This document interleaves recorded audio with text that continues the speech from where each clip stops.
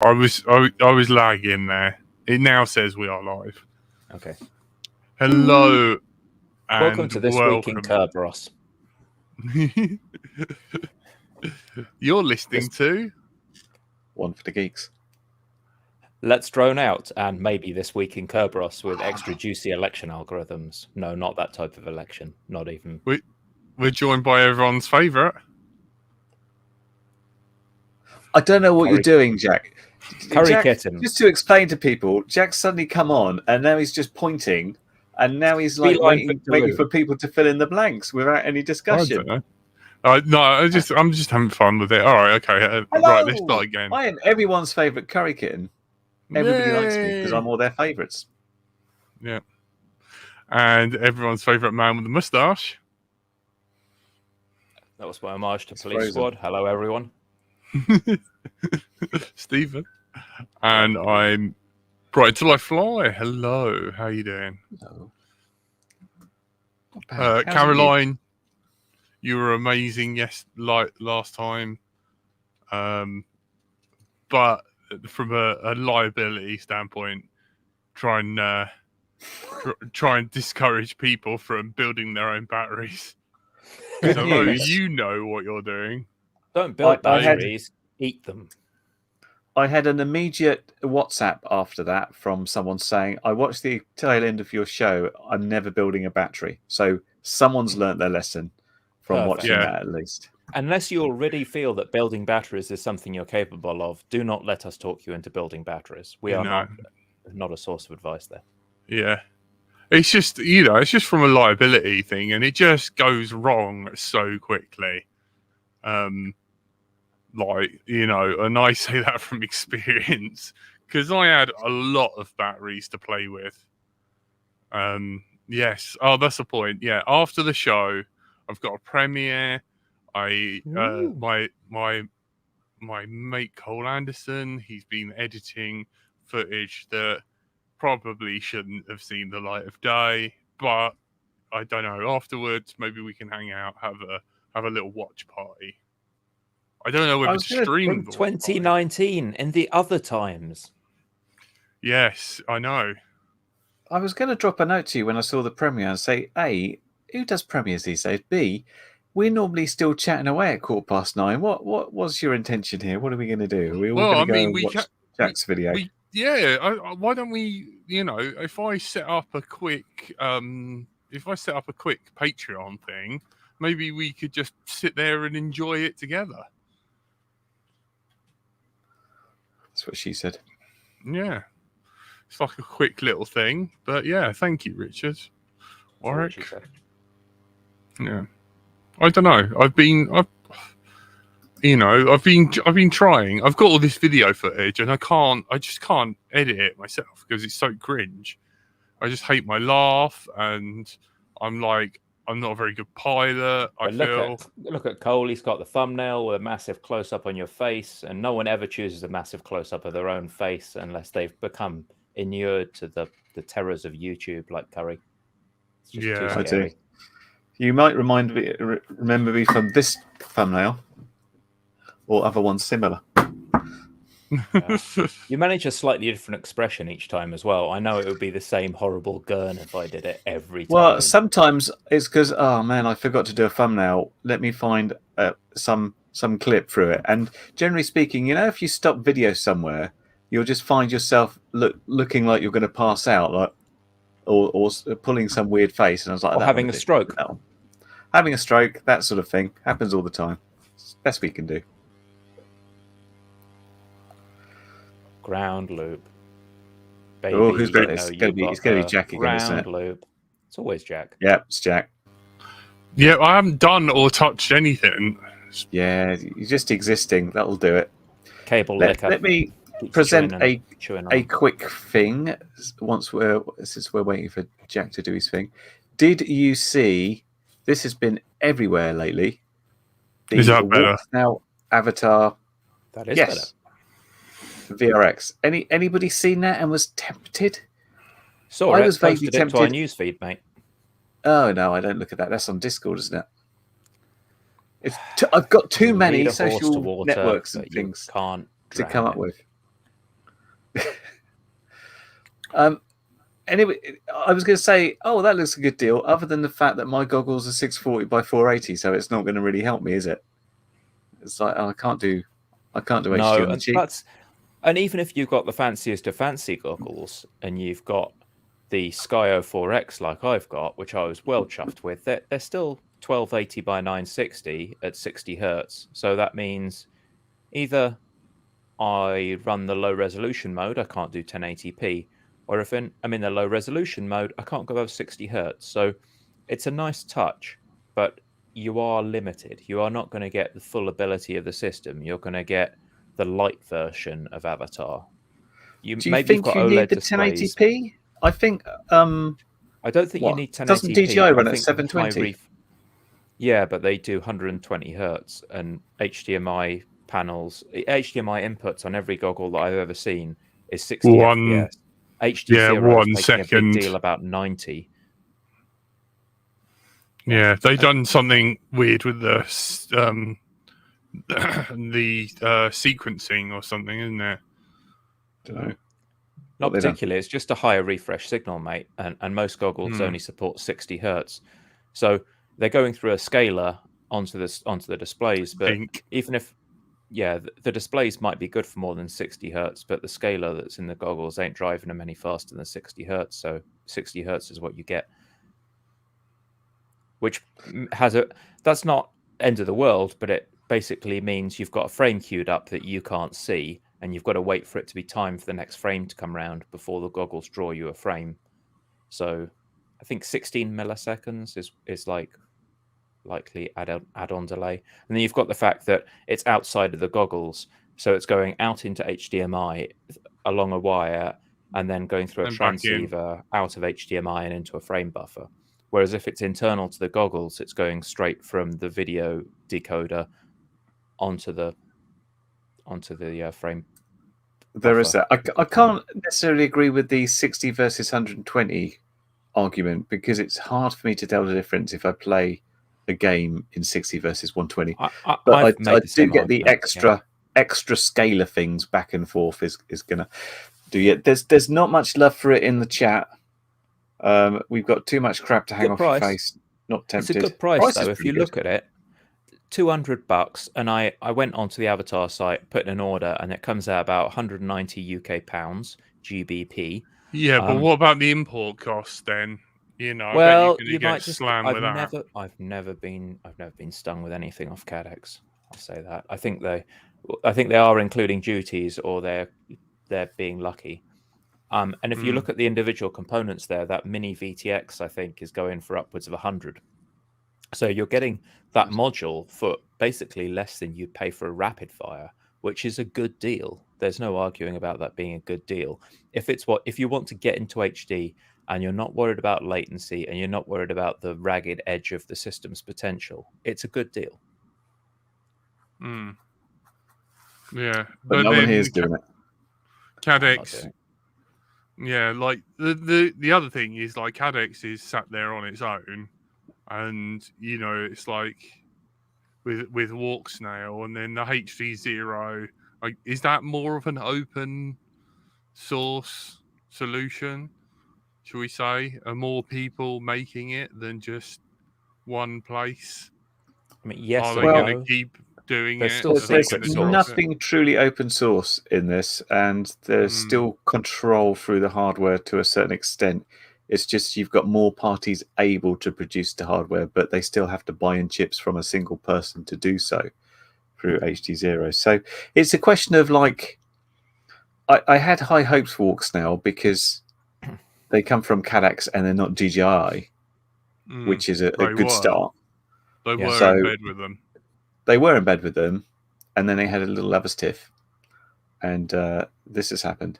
But I suppose it's still a slightly exciting time to see what's going to happen, because there seems to be people really love the DJI goggles and the stuff, but there still seems to be this general sort of distrust of what might happen in the future. They might pull the plug anytime they feel like it, and they might decide that the next thing's not going to be compatible with the other stuff, and it's like, ooh. And I still don't like the fact you have to activate things. which just it seems a bit rough. does stuff. That's another thing that put me off here, because if you get this VRX with walk snail, it's still got to be paired to your receiver. So I might have wanted to get a VRX and then upgrade to the full-blown goggles later if I liked how the VRX worked, and then I could like give the VRX to my mate or have it rigged up to a monitor or like, you know, use it in other ways. But you still got to pair them or use audience mode. So in audience mode, you get a bit of a poopy signal compared to the primary device. And it's just not as useful. I wouldn't be able to swap between a pair of full walk snail goggles and the VRX. Like if I was out there and wanted to just carry around my analog goggles with a module on them because they're lighter, and then swap to my walk snail goggles if I'm taking my big bag of all the junk, you can't swap between them. You could do that. So there's always like a one-to-one pairing with these guys. Yeah, I think so. Yeah, like with DJI, and that's where HD Zero wins out because it's a dumb system. You're just tuning into a frequency and pulling data off the air. Whereas with this, there's actually a handshake, and you're linking the quad to a receiver. And once that link is established, you press buttons on both ends. It's like Bluetooth. Those two are paired together, and you can listen in on that, but you don't get the retransmit data. So you get the kind of crappy image that might include a bunch of garbage on the screen, and it doesn't look as nice if you run that. And it's not really flyable in the audience mode, the non-paired mode. I think it's interesting that the split in digital seems to come down to, if you want HD Zero, you want low latencies, so you probably want to be racing. And if you want to do freestyle and look really pretty, you want the DJI walk snail stuff. Perhaps stuff will change, and we're still waiting, of course, to get the HD Zero goggles to arrive properly. I heard someone was investigating other options. Other options are available. Unfortunately, one thing that's not very available are Raspberry Pis these days. I don't know if anybody's tried to buy one lately. If you don't want to pay a scalper huge amounts of money, 2023 is when it looks good for them. I need a Pi 02 at this point. Do any of the clone Pis work, or have they stuck just to the Pis? At the moment, they're saying no, but I don't think they've been heavily tested. I don't know how hardware compatible the clones are. I mean, it's generally the same sort of chipset and stuff, but do they work exactly the same? Don't know. I don't think many people are willing to sort of risk like putting something in the air with it and see how it works. It's a gamble for sure. It's bizarre, isn't it? Because I was like looking at all the different coloured Pis. There was like a blue one that was made in Brazil, and the red Chinese ones. And am I right in thinking like all the like green Pis are made in Wales? You know, the Pis that we buy. Used to be. Yeah. I think demand might have outstripped the Welsh production capacity a while ago, but they originally were. Yeah. Yeah. So you've got like orange pie, banana pie. There's some rock chip based ones, right? That's the cheap competitor, and the ARM. I've certainly heard of the banana pies. But no. Anyway, that was my interesting news item this week. I just wondered if you guys seen that, because I didn't have to. I apologise. I did not have time to look at the Discord. As I've said before, I can only deal with about 3 social networks at a time, and Discord didn't. Yeah, I mean, I don't do Facebook, so I can't lay claim to being completist either. To be fair, you're amazing on the Discord, Stephen. You know, if I cover that, someone else can cover Facebook. Yeah. Yeah. I don't know, like, other than like Win, like reblogging stuff, and maybe you get the odd post by Richard Warwick. Not much, I don't think, happens on our Facebook. I'm not too sure. So should we do a quick rundown of the stories of the week, if you will? So where we are now on the 3rd of November. So since we last spoke, there was a bit of whiffle and waffle. One thing we didn't call out in the last show was this weird system where people were talking about using Express LRS to run, of all things, evil noise Yeah, so there was this concept here of running Express LRS. That's not good. And it was going to be embiggen, and it was going to be running Mavlink protocol. Too big. Can't win with you guys. Yeah, that'll do. Alternate monitor. Embiggen. So we're looking at a diagram. We're looking at a diagram, and the diagram is showing us a bunch of links. It's got arrows in each direction, and it shows you can run your regular Express LRS at the top. So you've got your transmit to the receiver, and the receiver sends back telemetry. And then you take exactly the same hardware and flash a different version of the Express LRS firmware to it, and you can hook the ground station up via USB to a laptop.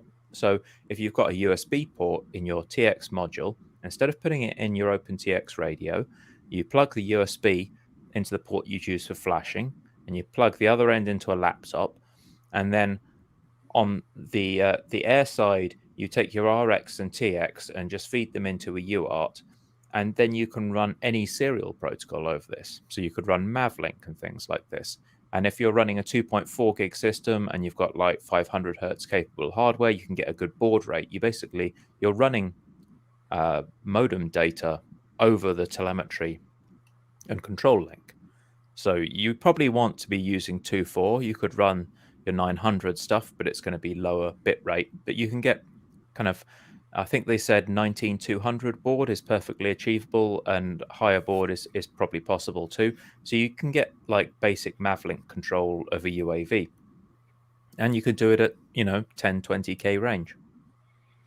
So is this diagram suggesting you have two receivers, one for controlling, one for Mavlink, or is it just saying here's one way of doing it? Otherwise, you could use Mavlink all the way for control as well.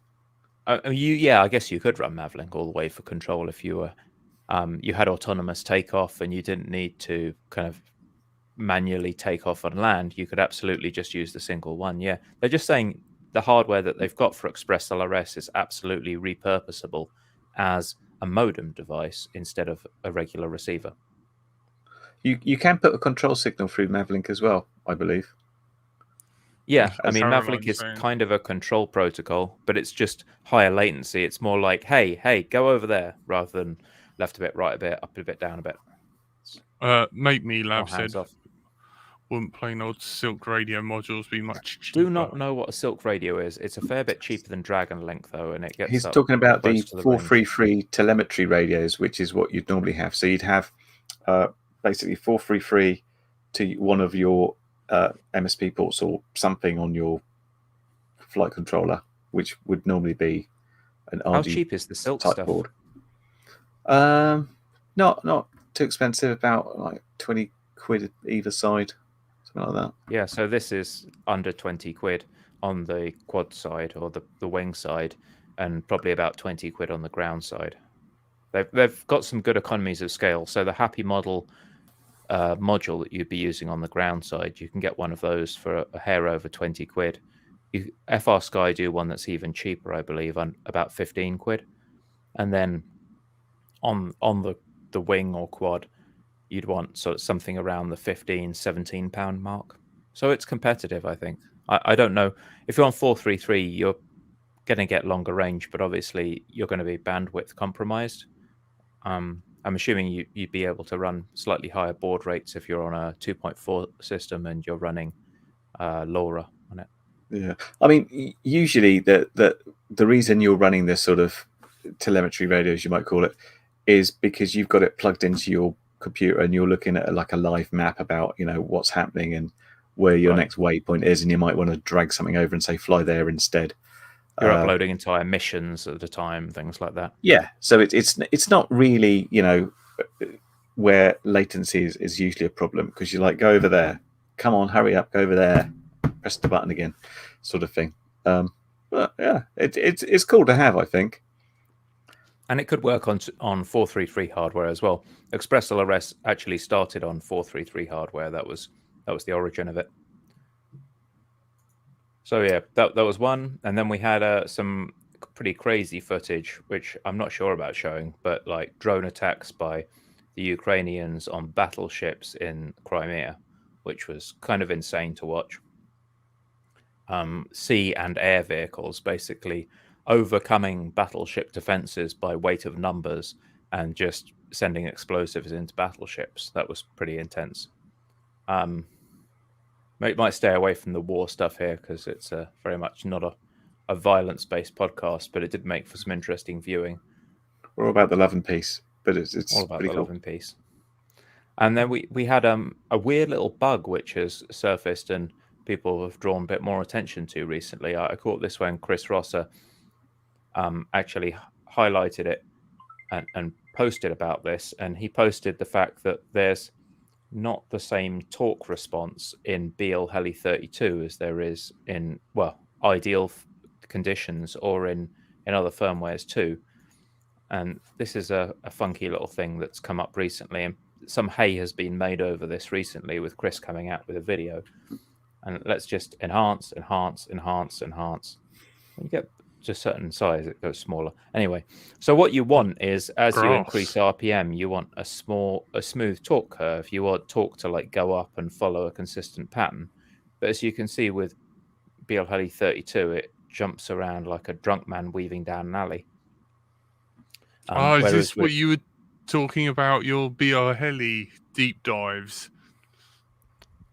Yeah, I was like, oh, AM32, it just feels smoother, and I don't know why, and whatever. It's probably just me, like, confirmation bias. And then I was like, oh, well, that's nice to know it's not confirmation bias, and it actually just is smoother. And that's why it feels smoother. So that's what was going on. When you're in BL Heli 32 and you crank up the RPM, it kind of rushes to certain RPMs faster than other RPMs. It doesn't have a smooth increase of torque.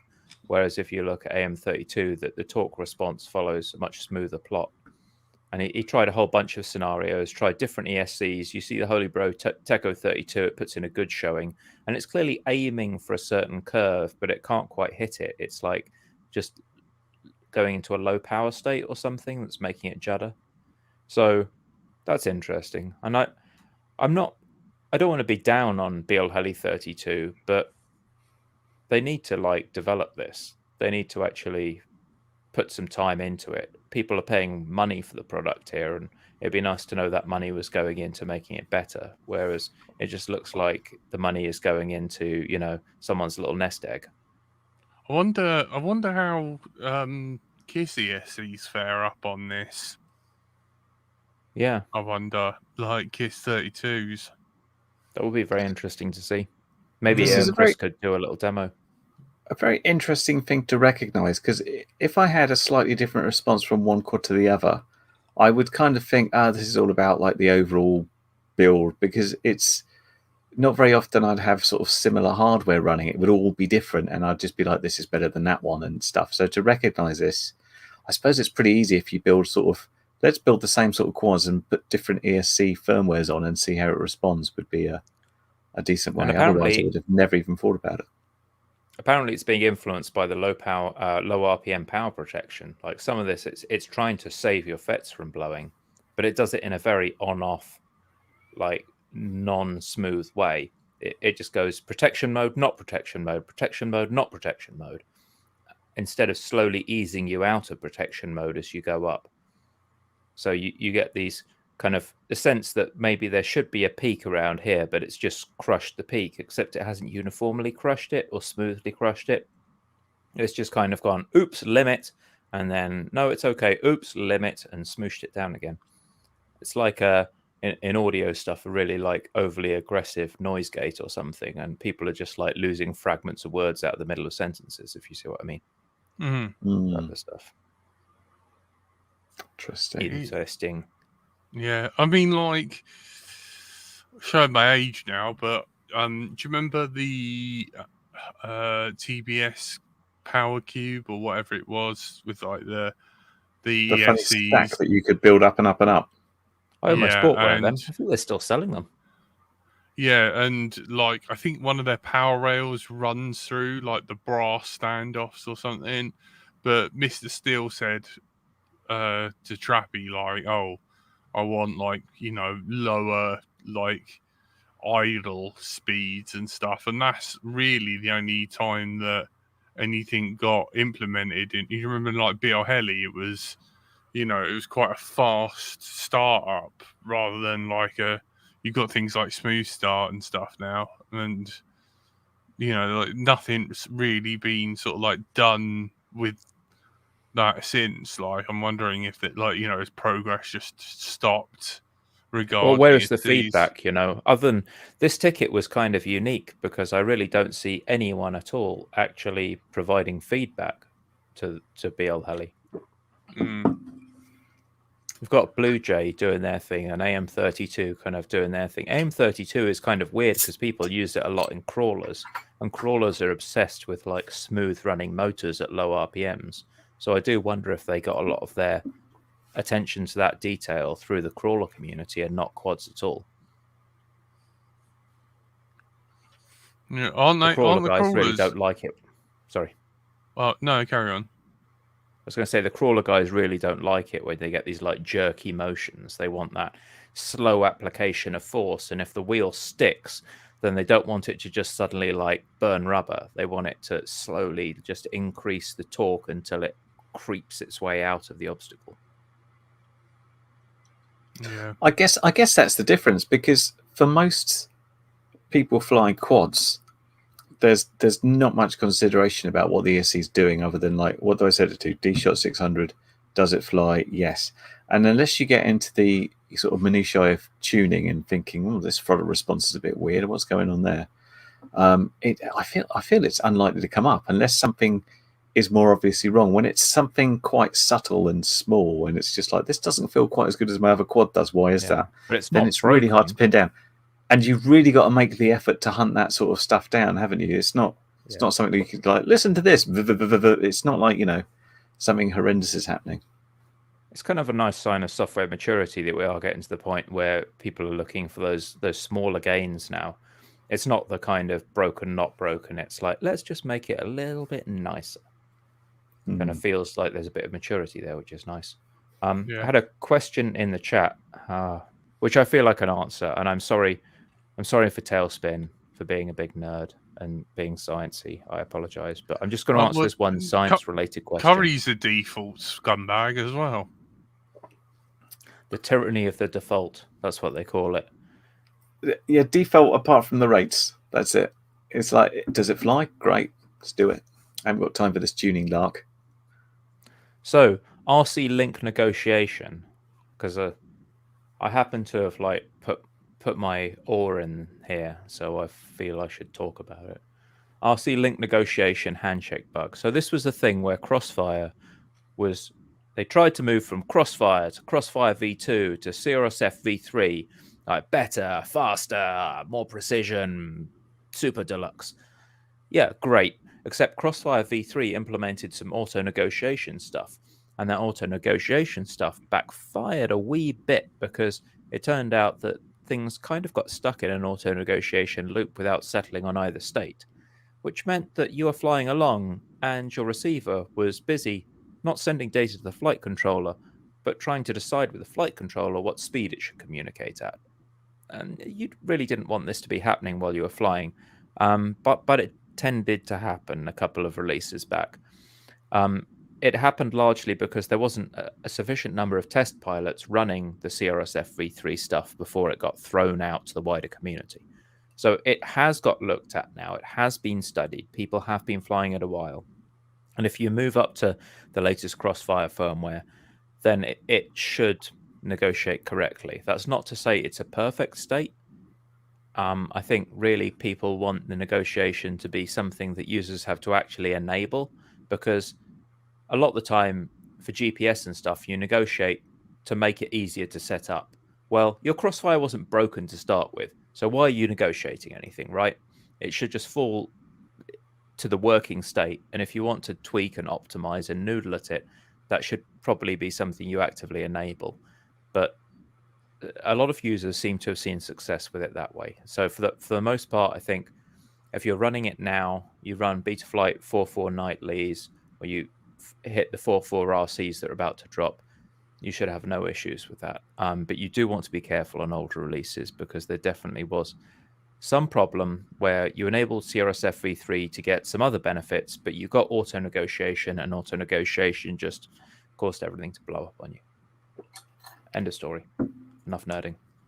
No, it's cool. It's cool. I did wonder about Crossfire v3. You know, I think we had enough trouble with Crossfire v2 at one point. You know, it just felt like there was a select group of pilots who knew exactly what they were doing, and they got it to work in their use case. But when it went out to the wider crowd, it became clear that it hadn't really been tested enough.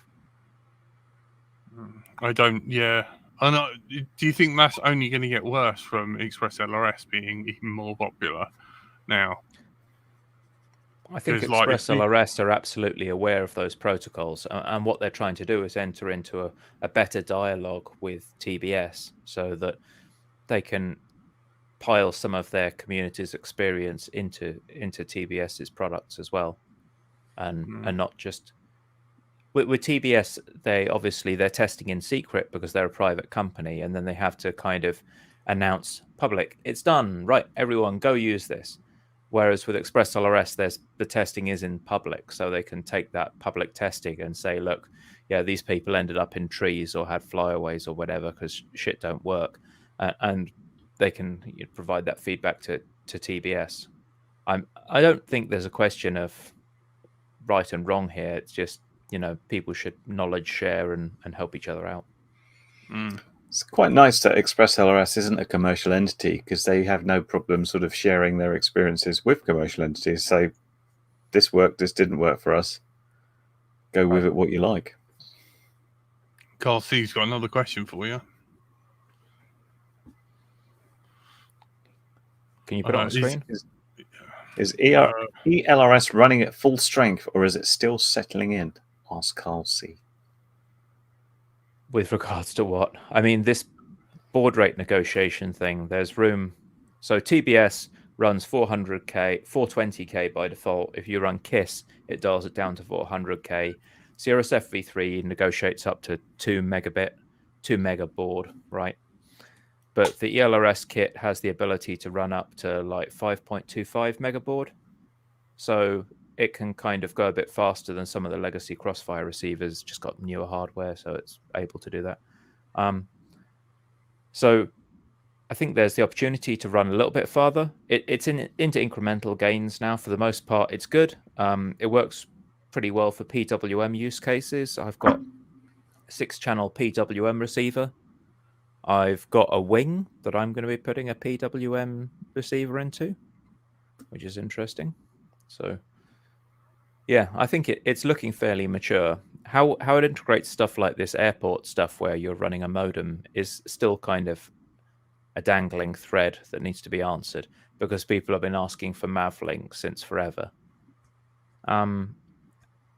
It's not done, but it feels like most of the low-hanging fruit is grabbed at this point.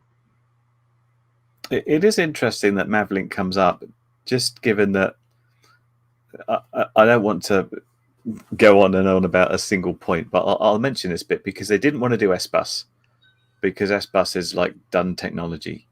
But one might say that Mavlink is a bit old and fuddy-duddy. It's a bit wordy. It's a very, I think, over-engineered protocol, which is just like, here's loads of stuff. It's almost too much to fit into the idea of like low latency, high speed. Does it have an XML schema? Yeah, I read this. Possibly, yeah. It's definitely got a schema of some sort, hasn't it? It's of that generation. It's a great big document, I think. Yeah. So it's interesting. Has Trappy done that on purpose? 420. Yeah. 420K. It could well be. But why? I know. KISS doesn't run at 420K. KISS is 400 because it's a good boy. Yeah. Sorry. I thought you'd enjoy that little. That's what was running through my mind when you said it. TBS, the only vendor to include weed grinders in their repertoire. I mean, hey man, they have a sense of humor. Yeah. Kudos to them. Yeah, I just think it's probably. We've made this. We're running at 400. We're like, can you do 420? You know. Why not? Hey Clive, how you doing? If you can fit a pun in, do it. Very bad weather this week. So instead of flying, because it wasn't able to, I found an interesting video which I'd like to share with you guys. Who here has been fascinated by ornithopters? Because I know I have, and I saw this one this week. This is actually from a couple of months old, and it's just so good. This actually properly looks like a bird. If you do a close-up of its wings, which is going to show you, it has this kind of unique It's amazing folding wing thing, which looks very much like a proper falcon just flying. Oh, wow. It feels like it's just grabbing amazing. handfuls of air. Oh man. Yeah, it shows this rapid turning test. This guy's written like a paper on it, which I couldn't even access because you have to be like, are you a member of the university? It just looks absolutely special. And I've always been fascinated by these guys. Wow. Just look at that. But the skills of building one seems very, very very awkward. Very interesting. Looks so responsive. A lot of them, the old ones, they'd just be robotically hammering their wings flapping, up and down. Just hammering their wings and just moving their tail around. But this thing looks like it's a proper bird. It looks like every stroke of the wings is considered and is responding to the flight dynamics. Like it's grabbing the air and moving through it. Oh, and it tucks one side to sink. Did you notice? That's what you mean by tuck. And you can just probably put it in a glide and stuff. Oh mate, look at that! That's some Batman shit right there. God, all you need is a bird poop dispenser, paint it seagull color, and you can just do some terrorizing. Pour Tipex on people from 200 feet. Fantastic. I've always said, "Oh, I'm going to build one of these," and then I tried looking for documentation on it. I was like, "Whoa, this is really complicated." It's like, I have to say, if you've ever heard one, it sounds like something's going to die because it's literally this circular motion converted into flapping wings. Who's but the that's guy got who's some done proper the intelligence behind it. Open dog, you know, like the James Brighton or something. He tried to build one. He didn't have that much success. He managed to get the thing flapping and throwing it into the ground. It doesn't do dynamic gate, does it? How do you spell Orno? It does static gate. O-R-N. Hang on. Whoa. Hang on. Let me type it in the comment for you. Yeah, cheers, mate. Hang on. Yes. Oh, it's Bruton, not Burton. I just rephrased that in my head. I noticed with his walking robots, the one thing that they didn't do was they have like a statically stable gait, but they don't do like a dynamically stable gait, which means it's like a drunk person walking where you move one leg and then you make sure you haven't fallen over, and then you move the other leg and make sure you haven't fallen over. Whereas what real people do when they move is they kind of preserve momentum while you're walking, right? And you're falling forward continually, basically. You're never stable. If you stop walking, you would fall over. Sorry. That's all right. I mean, if he can't do it, and he's a genius. He's good at making, but I do wonder about... He's very good at making certain things. He's really good at inverse kinetics, which I saw his video and I was like, man, I haven't... Yeah, kinematics, thank you. I haven't done this much trigonometry since O-levels. This is so hard. I can't get my head around this. That's a horrible word for something that is really simple. It's like, how do you get from point A to point B with an arm? Exactly. But he hasn't really done any flying stuff before, so maybe it's not just him. But he went with a very simple approach of, I put motor on, I flap wings back and forward. He didn't really think about how wings work in lift and things like that, I felt. He was just more about getting the wings flapping. How much power can we put this thing? How can we balance this out? And let me just throw it and see what happens, as opposed to trying to sort of work out a more sort of dynamic way of doing things.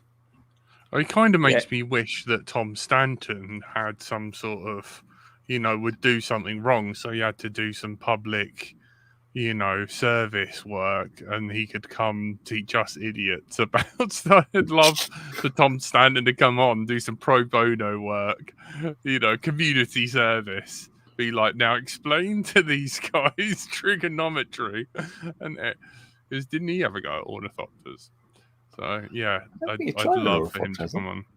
Yeah. You can like see the different levels of robotics in those clips, though, from that basic like flap as fast as you can ornithopter to one where it's considering the impact of each movement and it's just doing the movements it needs to do. On one of them, it's like just smash at the air as hard as we can to try and stay afloat, and the other, it's like, right, we're considering each of these movements and we're thinking about the way it impacts our trajectory every time. Yeah, it's almost to the fact that, like, dumbing it down, it's like, here's a plane and you've got two ailerons. Normally, you'd have this single control which would do the reverse on each. But actually, what if we consider each wing individually and have a control for each one specially? And that's kind of the level of stuff they've done with wings. You could buy an ornithopter, but it was... You could buy kids' toys, yeah. Yeah, it was controlled by your mobile phone. It was awful. Yeah, and you can buy proper commercial ones, but they are pretty expensive, and they are so niche that there's not much on it. If you look on YouTube, you'll find this like one Japanese guy who seems to be in charge of the whole ornithopter world, doing just staggering things and things that look like birds and fly like birds, and he just keeps cranking them out. But this isn't the same as like some, RTF ornithopter from Banggood for 100 quid. This just doesn't happen. I think it's like the difference between lace making and tracksuits. Yeah, I feel this is maybe I'm interested in this because I'm always looking at a way around, like going to the park and flying something without somebody like, oh, you can't fly that here. It's like, it's not me. It's just a bird. I'm not doing nothing. Did you see the EDF powered seagulls? Yeah. No, that sounds like somebody might like. Why are those seagulls jet powered? I'm confused. Yeah, why are those seagulls like screaming? Why can they only fly for 3 minutes and then dive to the ground? They were impressively fast. It looked like a seagull, and then you're like, wait a minute, that's going way too fast. Way too fast. I have seen. I kind of wanted to get. There's been these like foam planes that looks like sort of like eagles for a while from places like Banggood and AliExpress, and I always wanted to fly them. Where I fly, I'm often like buzzed by sort of buzzers and things checking me out, and I met this guy walking along once, and he said, "Oh, occasionally we get golden eagles come over from like the Isle of Wight here, and that's when you have to watch out for your dog." Because I'll just swoop down and get it. I was like, if I was flying a model eagle around there, I wonder if this other eagle would come and swipe me out of the sky. Wouldn't that be interesting? And then I thought that would be actually quite bad because then I'd just be in bits and pieces and not be happy. There you go. These are the things I think of. Eeks. That sounds terrifying. I was going to dig out some FR Sky news, but I'm just struggling to find the post. So we've got a pro and con on FR Sky. If your mic's turned off, or it's so sensitive that you being a few inches away from it, it's not working. Yeah, that's how it's working. All right, so we've got a couple of FR Sky items. One, FR Sky have released a radio to the muted fanfare of "This might work with Express RS if anyone can be bothered to help us." They released a post which pretty much went down like a damp fart, saying that we've got a radio out and it could work with Express LRS. So yeah, great, and it does EthOS, and yeah, it's all great, and it's color and it's touchscreen, it's amazeballs. And then it turns out they hadn't actually told any of the Express LRS developers about this, or warned them that they were going to announce this, or engaged them in any way to make sure it would actually work.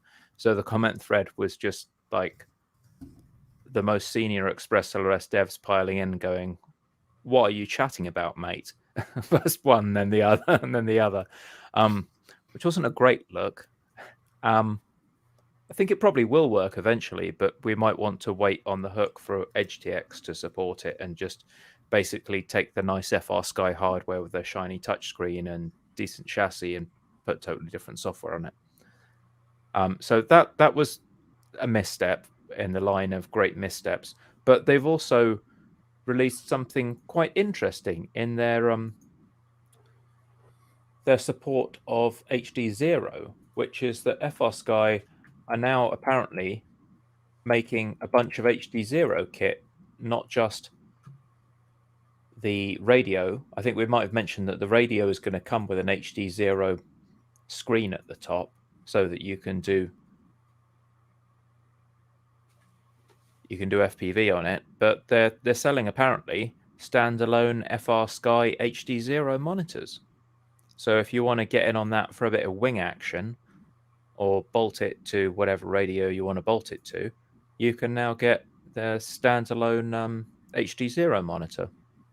So Yeah, that's neat, and that's from Frank showed FrSky. me this. Yeah, Yeah, it's got a HDMI out as well, isn't it? it does. Yes, we can. Well, you maybe can't see it there. So if we look at the monitor here, you can see you've got an XT60 for power, you've got a DC power, and you've also got an HDMI output jack here as well.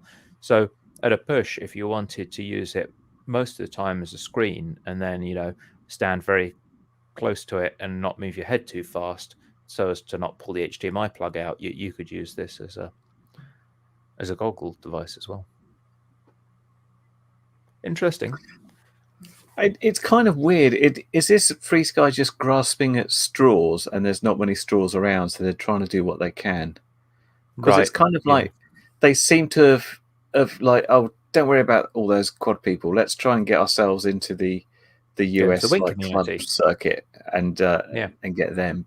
But it's not like the sort of traditional model clubs of America are really doing much in FPV generally. This is normally your line of sight stuff, isn't it? It's just maybe they're just trying to throw stuff and see what sticks and try and jump. Apparently, boomers are notoriously profligate with their money and throwing it around. So FrSky has decided that's what they're going to get. You get a bunch of boomers to give them their money. Well, glasses wearers, or people who fly line of sight mainly, but want to partake in the odds. Like FPV, like look over and glance at it. Or maybe if you're doing a multi-rotor with like a giant sort of 20-kilo multi-rotor, something like that could be a useful upgrade to move away from analog. Oh, Jack's buzz is back. I haven't done anything or touched anything. All right, mute yourself a second. Press the degauss button. It's still you, Jack. Yeah. All I did was mute myself and unmute myself. It's weird. Lord alone knows. Very weird. It made me forget what I was going to say. It was so interesting as well. Sorry. It sounded good in my head anyway. That's all right. It's not your fault. It's mine. Yeah, it's an interesting move anyway.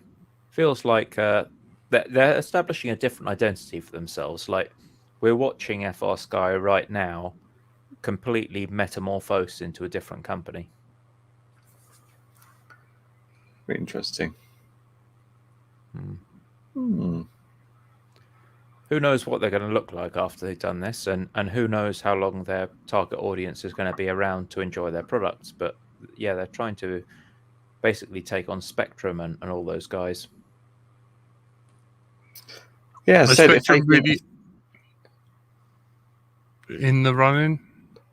Yeah. If you look at, as Caroline said, flying wing clubs only recognise TXs that say Spectrum. It's pretty much, it's like there's this ingrained radio, as far as I understand it, in a club. This is what we fly here. We fly these radios. So if someone new comes along, they'll simply say, "Oh yeah, you're welcome to join here. We'll teach you how to fly. Buy one of these radios. We'll plug you in our trainer port and we'll sort you out." So if FrSky managed to get themselves in these clubs where spending lots of money on radios is considered fairly normal, then that gives them a whole new market. Because I think they've lost us. Well, it's a race to the bottom. They never wanted us. Were FrSky ever going to compete with Jumper and Radio Master? I don't think they were ever interested in that competition of producing £100, £200 radios. They didn't want to be involved in that game. Yeah, I mean the video that you sent me to watch, where like the sales representative, you could just kind of, he just kind of crawled all about. It was just like real sort of, key of, we're selling and we're just trying to offer a different option, and it's like, oh, come off it. You just, you're just done with us, and you want to lock down, what you're selling and make sure you're making money off the transmitter. Well, they had a market and that the receivers. loved them. They had a market that loved them, and they weren't willing to actually like work with their customer base to go the direction the customers wanted them to do. They wanted to just move on to something more lucrative. And as a company, I can absolutely understand the motivation for that. But as an individual, I don't really want anything to do with a business that behaves like that. Do you reckon it's because Bruce upset them? And, they were done with He was us. on point in that video. I don't know if you watched it all the way through, but he was calling them out on like how they used to be called frisky and things like this, and all the clone parts that they were producing themselves. And yeah, he was especially effective. I wouldn't have liked to be on the other end of his questions. Yeah, but I'm more talking about he was sent to he sent stuff to review, and then he kind of he sort of killed off on way and everything else. And I just think was he a bit Was he sort too of savage? I don't know, came to heads with them, and then as soon as that happened, they didn't like him. And I'm wondering if they kind of went, we're done with him, and we're done with the quad community along with him.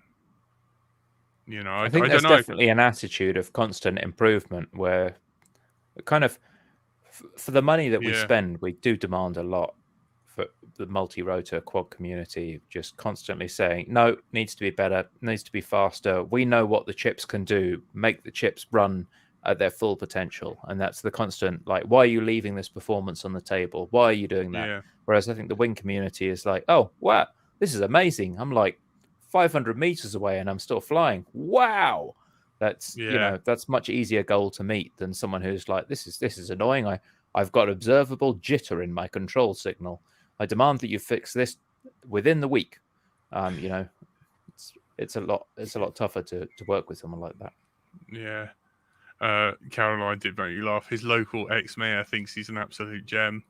Yeah, it is true. Like, Uncle, I'm a fan of Uncle Bruce, but, I think it's because we are, because we're new to the table, roughly of like FPV. We've come here and we're looking at it with fresh eyes and like as a sort of like new hobby, and we want more, and we're aware that technology has a lot to offer, and we've come along and stuff's like we're like we've got new batteries, technology, and we're inspired and eager. With planes, I get the sense that the building is like very intricate and careful, but it stops at the plane itself. Whereas with a lot of quad multi-rotor users, the building includes caring about the PCBs that go into flight control, caring about the PCBs that go into your RX, into the radio. People are making custom radios. Like, I follow a bunch of threads where people are building their own handsets. Sometimes they scavenge boards out of old radios, but sometimes they're building handsets entirely from scratch. They take an Arduino, an OLED, a bunch of gimbals from Jumper or something, and put an Express LRS module that they've soldered together themselves in there, and they're building the radio. So that concept of making your model isn't just gluing together the airframe and attaching motors. It goes deeper. It goes into not how can we make a better airframe, but how can we make a better solution from my fingers to the air, end to end. Carrie's like, I don't give a shit. I've never heard of people doing that, to be fair. But I would say look that at the handset thread, Express LRS Discord. Look at the weird things that people 3D print. Although everybody seems to be on sort of doing a lot more and caring a lot more about quads at the moment, if you just look back at the start of FPV, and it was all fixed wing. It was very much picking carefully components, and because people were flying on 433 links, it was like, oh, watch out. What's the ground noise look like, and we have to put this there and this there, and people were getting amazing distances. Oh, I haven't seen any of this stuff. This is weird. I'm sorry. Holy crap, man! This is actually a thing. This is a thing, yeah. I'm just scrolling through the last couple of weeks' stuff here. Like, but people are building. It does feel like board. It's like a board from one thing, and then like gimbals and switches from another, and then a 3D printed body. It's kind of like we're just making the shell we want. There are more. How deep does it go? Like, I want to see balls to the wall. That's an X-Lite replacement board, including the pots for an X-Lite that goes in there. That is minimalist radio there. So that takes an X-Lite and straight up slaps Express LRS in, and it slaps it in by replacing the Also the bodge wires. I don't know. This isn't the nice one. I'm sure Pirate would complain. There's a guy here called that's more. That's a better explained picture. The have they moved the resistor? I don't know. I can't remember what the E28. E28 is that's the actual board with the SX1280 built in, I think. Yeah. The Vroom board that has everything on resistor position. See, I'm very much with Richard on this one. It's like, okay, there's a lot of really, really good radios which don't cost much. The obsessional nature of making your own radio seems too obsessional even for me, who speaks of someone who's quite obsessed with things. It's weird and interesting. I find the actual full-on custom ones, but I'll just leave this up there for a second. This is truly insane. People go to extreme lengths, just put custom gimbals in stuff. You know, I've put some custom gimbals in, but not really tried to ram them in. I've seen people do anodized aluminium stuff. How about one of them? Oh, the JCB tray. I don't know. It feels like we're on Spinal Tap saying, well, this goes up to 11. Lurgy. So you can't get the gimbals you want for your cheap jumper radio. Well, why not print a mold out of anodized aluminium and sit it in there so you can fit the gimbals in? All you need to do is pay someone to like sinter a bunch of metal for you. Easy peasy. Well, yeah, that's definitely more expensive than buying several radios. Yeah, and that's for like £100 radio. Okay, now, man. People have got the wrong priorities.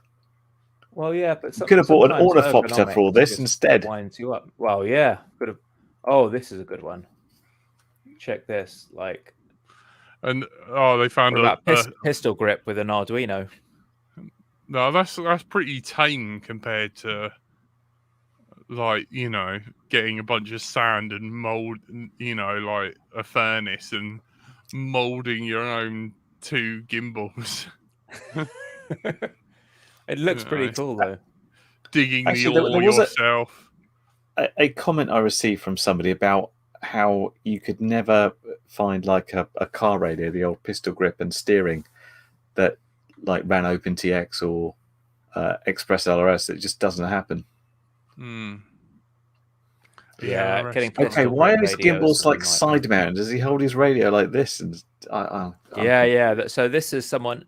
It comes down to ergonomics. So a lot of the people that build these have real annoyances about the ergonomics of radios. So what someone's done here is they've taken a jumper T-Lite and they've decided that ergonomically what they want is the throttle to actually track the joints of their thumb when they're holding their fingers up like this. They want up to be diagonal because that feels more correct when they hold the radio with their elbows out. So they've built a radio where they can stick their elbows out and up now becomes towards the center of the radio a bit. I don't buy this. There's something wrong with this guy. It looks like he's created a radio that's like, I really like the shape of random rocks, and this is what I want For from the my Hulk. radio now. This is I'm getting this a is real like Hulk vibe. anti-ergonomics. He's just, this is how I like to hold my radio. And then he just nibble like at eats it. gravel. There is and no right, grunts there is or only something. opinion. I do. I'd like to warn you that maybe some people do have a disability and Yeah. have no choice. Like Ben Heck, you know, where he's making the one-hand controllers. But Well, you that's know, absolutely fine, but that does not look like that's going to be holdable for anybody that has. This is some pretty hardcore It needs stuff. to I use think four hands. that's cute as far as I'm concerned. They've taken like the smallest possible chassis with the biggest possible gimbals and gone, we can make this work. this is hilarious. I've Yeah. seen some one-handed flyers actually just using standard radios, basically holding it sideways. Yeah, Sort of GoPro doing strapped to one their stick body. like this, one stick like this, which looks pretty incredible. I do I think love it all the looks OLED good until you screen. realise that the power button isn't quite straight. Everything else looks It's not. perfect. It's off center as well. Why isn't it If in you'd the only middle? just made it a little bit straighter, I think it would That's where the not battery pleasing goes. to the properly. eye at all. I know. Don't. No, can't get behind that one. Oh man. Right. So that is all we've got time for. this week Unfortunately. on user-built radios. Yeah. Jack's cutting us off because he wants to go and watch his own video on Premiere. Yeah. I'm gonna wake myself up. We'll Yeah. all Well, watch Shall we- much time. Shall we all tune in and do a bit of a LDO reacts? Yeah, this if you're part of the Patreon, which our lovely Patreons keep us keep this show ad free. There's no mid rolls, hopefully there's no adverts at all. And you could just sit here, enjoy this shit for an hour, laugh at us. I'm sorry, editor, I swore. You know, the lovely people at Patreon down there donate. So if you're listening to this on iTunes, the editor beeps out everything, tidies it up, gets rid of incriminating evidence, etc., and you get to listen to a really clean. Oh God, I think we found Stephen's little fetish. He even built himself a rotating stand to show it off. That's the saddest This isn't thing. me. This is someone who's even more obsessed with cheap yellow radios than I am. Oh my God, we need to discuss this on a bonus podcast. Anyway, you've been listening to Let's Drone Out, and you've been joined by everyone's favorite curry kitten. Goodbye. Every man's favorite DIY yourself a radio fetish. Stephen, Cheers. Bye. do you like it because it's yellow and it has a yellow OLED? I do like yellow. I'd also like to say this podcast brought to you by Very Vanilla Stout, a delicious stout. Yeah, no worries. I won't be here next week because I've got the whole wedding thing. So I'll let you know if I've upset everyone with my best man speech. You know. All right. So, If you're in jail, just call us after the podcast. Yep. Better kill Sal. And go follow the link in the chat. Richard Warwick's got it, or go to Brighton Till I Fly on YouTube if you want to watch my video that the lovely Cole has edited. Thank you guys. Thanks for everyone. Good night. Bye. Bye. Curry, say bye. Bye.